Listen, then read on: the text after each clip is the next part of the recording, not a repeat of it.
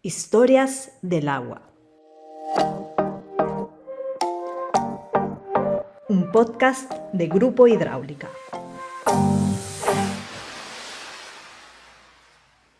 Cierra los ojos un momento. Respira profundo.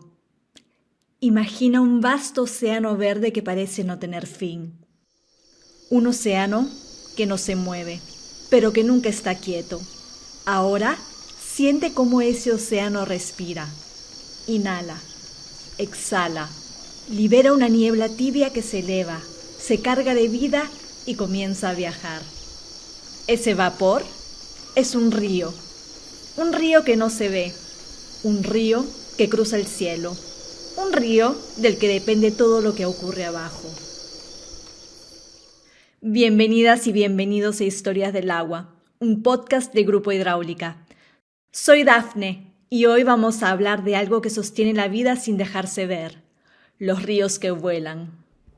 En la Amazonía, millones de árboles expulsan vapor de agua cada día.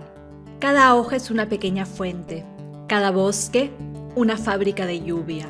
Ese vapor se une, flota, viaja. Forma lo que la ciencia llama ríos voladores.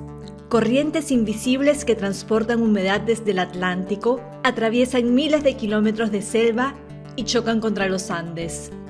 Y cuando ese aire cargado de agua se enfría, llueve. Llueve sobre los glaciares, sobre los ríos, sobre los cultivos, sobre las ciudades. Llueve sobre ti. Los ríos voladores son los pulmones hídricos del continente, pero como todo pulmón, puede fatigarse. Durante mucho tiempo pensamos que la Amazonía era infinita, que su verde no se acabaría nunca, que su lluvia estaría siempre garantizada. Pero la selva funciona como un acuerdo silencioso. Los árboles liberan agua, el aire la transporta, las montañas la detienen y la lluvia regresa al suelo. Cuando una parte de ese acuerdo se rompe, todo el sistema empieza a fallar. Hoy, gracias a imágenes satelitales y modelos climáticos, sabemos que el suroeste de la Amazonía, especialmente Perú y Bolivia, es una de las zonas más vulnerables de este sistema de humedad continental. Los ríos del cielo no desaparecen de golpe, se debilitan, cambian de ruta y empiezan a respirar con dificultad. Para entender qué significa perder algo que no podemos ver, hablé con el doctor Alejandro Lopera, destacado investigador colombiano que trabaja en la Estación Biológica Manu de la Asociación para la Conservación de la Cuenca Amazónica. Alejandro lleva más de 25 años estudiando la biodiversidad y en Amazonía aprendió que el agua invisible también decide quién vive y quién desaparece. Cuando hablamos de ríos voladores, estamos hablando de uno de los sistemas más importantes y menos visibles del planeta. El bosque amazónico, con todos sus árboles, no solo produce oxígeno y captura carbono, sino que además bombea agua hacia la atmósfera. Cada uno de estos árboles está transpirando y a la final hay una cantidad enorme de vapor que se libera y forman corrientes aéreas que están viajando por miles de kilómetros. Esa humedad se convierte en lluvia para otras regiones de Sudamérica. En otras palabras, el Amazonas ayuda a regular la humedad y la precipitación del continente. Sin los ríos voladores, pues toda esta lluvia que debe caer en las zonas agrícolas, en la selva, en las ciudades, pues básicamente se alteraría, afectando el ciclo hídrico de América del Sur y a la larga del planeta. Hasta ahora, hemos hablado de los ríos voladores como un sistema invisible, una red aérea que conecta la Amazonía con ciudades, montañas y campos agrícolas a miles de kilómetros de distancia. Pero hay algo inquietante. Durante décadas, estos ciclos parecían casi eternos. La selva evaporaba agua, las nubes viajaban y la lluvia regresaba. Un equilibrio silencioso, constante. Hoy, sin embargo, científicos de distintos países empiezan a observar señales que no encajan con ese patrón. Todo parece indicar que esas enormes masas de agua voladora están debilitándose.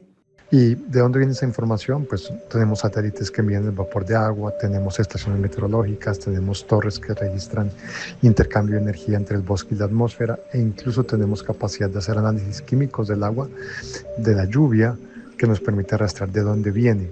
Y estos estudios están demostrando que en las zonas donde más se ha deforestado o hay una deforestación más intensa, el reciclaje de agua está disminuyendo, las estaciones secas se alargan. Y además, estas grandes sequías amazónicas que se están dando en las últimas décadas son claramente una señal de alerta. Es muy claro que cuando reducimos la cobertura de bosque estamos debilitando esta bomba natural de humedad y está teniendo unos efectos que hoy en día son medibles. Si los ríos voladores se debilitan, no solo cambia la lluvia, cambia la vida misma del bosque. Porque la biodiversidad amazónica depende de ciclos de humedad extremadamente precisos. Cuando el agua deja de circular como antes, los ecosistemas empiezan a perder su equilibrio. Básicamente, la biodiversidad amazónica depende de la estabilidad del clima. Muchas especies, desde anfibios, insectos, plantas epífitas, aves, todas necesitan una humedad constante. Si las estaciones secas se alargan, se salen de sus patrones normales y las lluvias se vuelven impredecibles, pues van a cambiar muchas cosas como los ciclos de floración, de reproducción, inclusive la disponibilidad de alimento. Y esto va a generar pues que todo el sistema se desequilibre. Algunas especies van a poder adaptarse, por supuesto, pero la mayoría no van a poder. Y tú sabes que cuando se pierde una especie se empieza a romper una red que sostiene todas las funciones del ecosistema. No se va esta especie sola, se van todas sus conexiones. ¿Y qué ocurre cuando la biodiversidad se ve afectada? Bueno, esto es como una especie de retroalimentación negativa. Si la biodiversidad disminuye, pues el ecosistema también pierde estabilidad, pierde resiliencia. Un bosque diverso es más capaz de resistir sequías, incendios, enfermedades que un bosque que no lo es. Si la diversidad se reduce, el sistema se vuelve más frágil. Eso es un mensaje importantísimo. Menos diversidad significa también menos captura de carbono, menor regulación del agua, mayor vulnerabilidad al cambio climático. Es básicamente, como te decía, un ciclo que se retroalimenta negativamente. Menos bosques, menos biodiversidad significa menos ríos voladores, lo cual de nuevo va a llevar a periodos más secos que van a incentivar a una mayor pérdida de biodiversidad. Esto es un ciclo que tenemos que detener. Es como una orquesta donde cada músico sigue tocando, pero ya no al mismo ritmo. Y cuando esa sincronía se pierde, la biodiversidad empieza a reducirse. No necesariamente porque las especies mueran de inmediato, sino porque dejan de cumplir su función. Los ríos voladores son en realidad un sistema de regulación planetaria. Mantienen temperaturas, distribuyen humedad y estabilizan los ecosistemas enteros. Sin ellos, la Amazonía podría dejar de comportarse como selva y empezar a transformarse en algo más seco.